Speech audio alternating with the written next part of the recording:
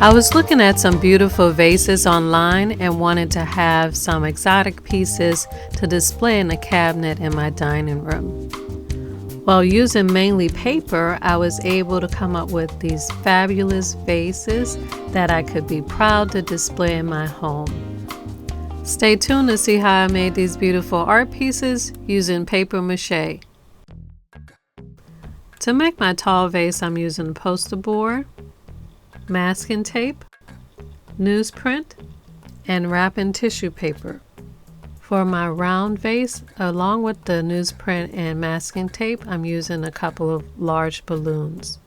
For both pieces, I'll be using 1 cup of all-purpose white flour, 1 cup of water, ½ teaspoon of salt, Elmer's glue all, and I'm using my metallic acrylic paint. For my first piece, I'm going to make a tall vase, and I'm using this poster board to make the structure of the vase. I'm cutting this about 14 inches to give it a nice height. And since I want this to be a nice artsy vase, I'm going to cut it into an interesting shape. So I drew a couple of curvy lines on this poster, mainly around the top, and I'm cutting that shape out. Now, since this is paper mache, I want it to be big enough to actually fit a vase inside. Just in case I wanted to have fresh flowers with water, I can sit a glass vase inside my paper mache vase without ruining the paper mache. So I'm just going to roll this poster board around this vase so I can see how big to make the opening. And I'm going to use some tape to tape it together. Now I really like the edge that folds over on the side. I want to keep that edge in this piece, so I'm going to tape this so that it will still have that lip on the edge. Now with the other half of this piece, I'm going to use that to cut out my bottom piece. I'm going to place the vase on top of it and draw a circle for the bottom part of this vase. And then I'm going to cut the circle out. Now I want this base to be kind of thick, so I'm going to cut a strip about the width of the circle and fold that piece a few times. And then I'm going to cut a circle out of those pieces and then tape those pieces together. And that'll give me a thicker bottom piece. Now I cut this a little more and rounded it out to make it fit perfectly underneath the vase. And I'm taping that piece to the bottom of this vase. So now I have a unique vase shape, and it is big enough to fit a glass vase inside if I'd like. I'm also making a large unique round vase, so I blew up a large balloon about 9 to 10 inches around, and I'm cutting a strip of poster board about 2 inches wide and maybe about 14 inches long, and I'm folding that in a couple of times to make a tube. I'm going to tape that tube together and rolled it into the shape of a circle about 5 inches around, and then I'm going to tape that together. I'm using this piece as a base for my round vase so that it won't roll around and it'll stay upright. So I'm taping this piece to the bottom of my balloon. So now I have the structure for my 2 vase pieces, and I'm ready to paper mache. To prepare for paper macheing, I'm going to start by cutting strips of newspaper. And I'm cutting these strips into manageable size pieces to wrap around the vase. Now that I have a pile of pieces cut, it's time to mix my paper mache paste. To mix my paste, I'm using a cup of flour, a cup of water, a ½ teaspoon of salt, and about 4 teaspoons of Elmer's glue. Now most people mix homemade paper mache paste by using flour, water, and salt, or they'll use water and glue. Now I feel like the flour and water mixture makes the paper mache thicker, and the glue and water mixture makes the paper mache harder. I want my paper mache to be both. I want it to be thick and hard. So I'm using the flour and water mixture and adding the glue. The salt is added just to cut down on the bacteria from the flour and water mixture. So let's see how this works out. I'm going to mix this up really well so that it's pretty smooth. And I'm using an old egg beater to mix this. Now to apply this, I'm dipping my news strips into the mixture, one piece at a time. And I'm running the paper through my 2 fingers just to sort of squeegee excess paste off. And I want that lip to be defined on the edge going around the side, so I'm going to tuck the paper in there so I'll make sure that I see that edge on the side. And I'm just going to continue to cover the whole outside and smooth the paste out on the piece. I'm also paper macheing the inside. Now that this piece is completely covered, I'm going to put this on a little plastic plate and put this in front of a fan so that I could start working on my other piece while this is drying. For my round piece, I'm going to start from the bottom and completely cover this piece all the way almost up to the top of the balloon. Now since this piece doesn't have a poster board structure to add to, I'm gonna put 2, maybe 3 layers of paper mache so that this is thick enough to be a vase. And like I've said, I'm going all the way up to the top, almost covering to the top of the balloon. Now I'm ready to put this in front of the fan to dry, and I'm going to check on my other piece. My tall vase has been sitting in front of the fan for a couple of hours, and I've been turning it just so it dries on every side and in the inside. And it looks pretty dry now. It's nice and stiff, and it is hard and ready for the next step. Now I want this piece to have a nice texture, so I'm going to use this wrapping tissue paper that I found to paper mache over it just to give it an interesting texture. So I'm going to cut these pieces in strips. I'm starting from the inside, but instead of dipping the paper in the paste, I'm painting the paste on the piece and putting a strip on the structure, and then I'm going to paint paste over that, just like when you're using Mod Podge. So I'm going to brush on the paste, and when I lay down a nice sized piece and I brush back and forth, it's going to leave a nice interesting texture. Okay, so I put this piece back under the fan to dry, so now it's nice and hard and it has the texture that I wanted.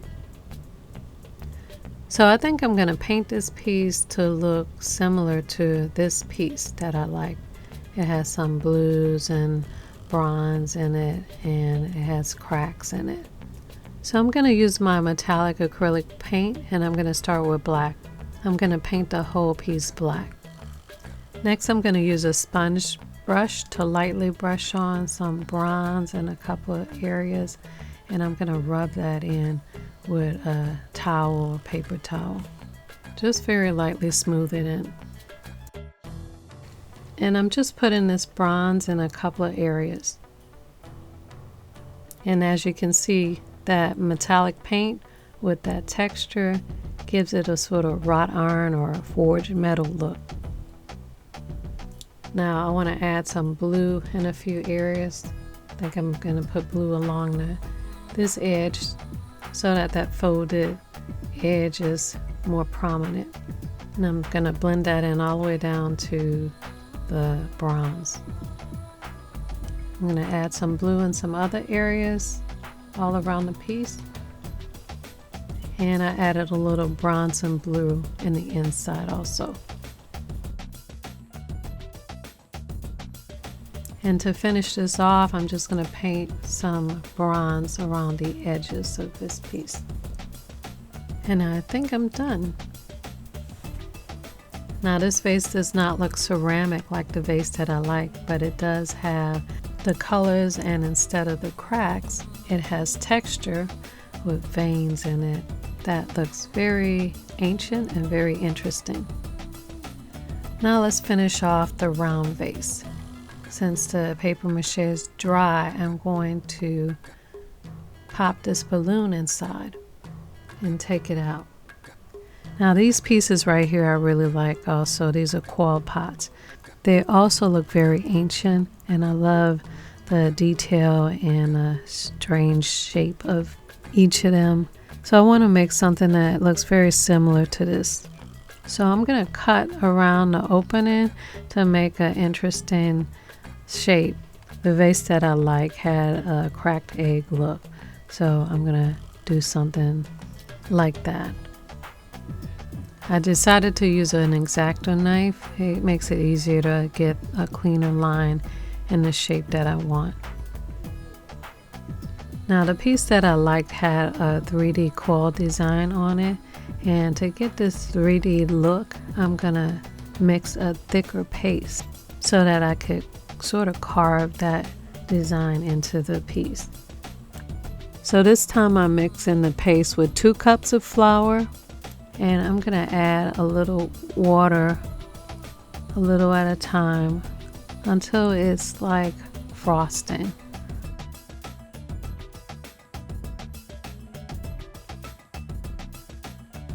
And then I'm gonna add 4 teaspoons of glue. And then you're going to use a spoon to start spreading the paste on. And you're going to spread it all around, just like you're spreading frosting on a cake. And when you get all the way around the piece, before it starts getting too dry, you want to start drawing designs into it. I'm using a pencil that is not too sharp, something rounded. I'm just using a dull colored pencil, and I'm going to draw a line around the base, and then I'm going to draw some simple designs in it. I'm sort of looking at the pattern that was on the piece that I like.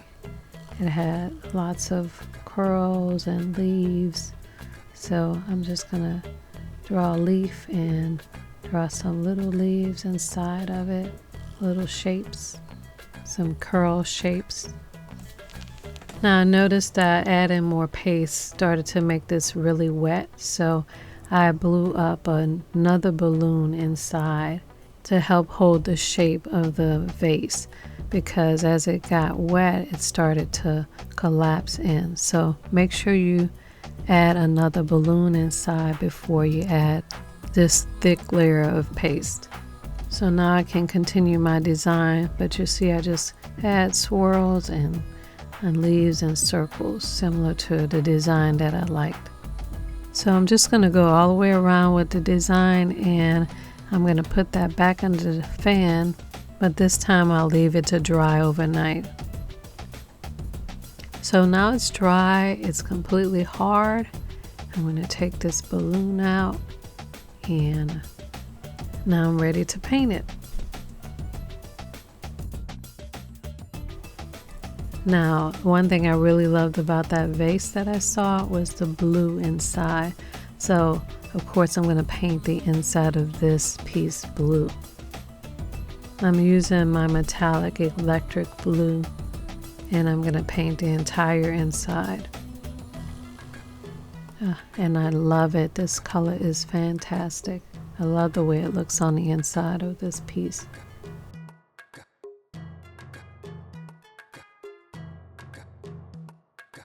Okay, next I'm going to paint the entire outside black, and I'm going to really get into the crevices.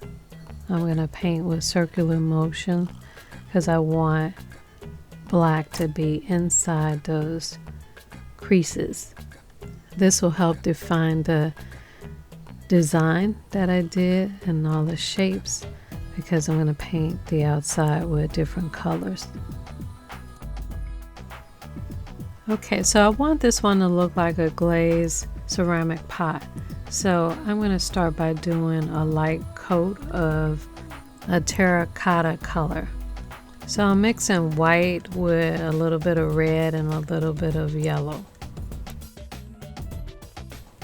And then again with the sponge brush, I'm going to just brush that on lightly all around the piece.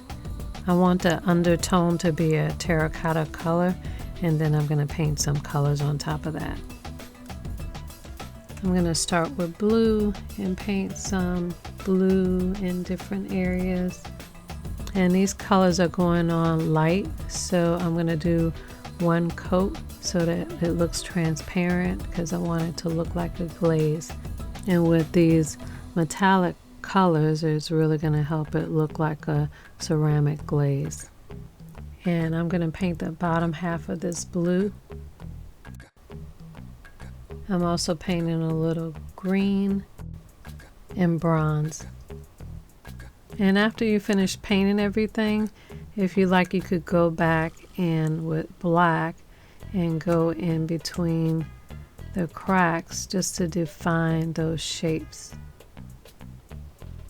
Now, since this is paper mache and pretty light, I'm going to put a few rocks in the bottom of each of the vase just to give it some weight. And now you have another really beautiful and unique art vase that almost looks like an ancient ceramic glazed pot. Now this would look great displayed in the cabinet with a light underneath or anywhere in your home. But remember, this is paper mache, and with the acrylic paint, it'll make it feel like it's acrylic. So touching it will give away that it's not hard metal or ceramics. Either way, it'll make beautiful pieces to display in your home or to hold flowers. And you will be able to find all the supplies I used to create this project on my Amazon page under the latest craft project.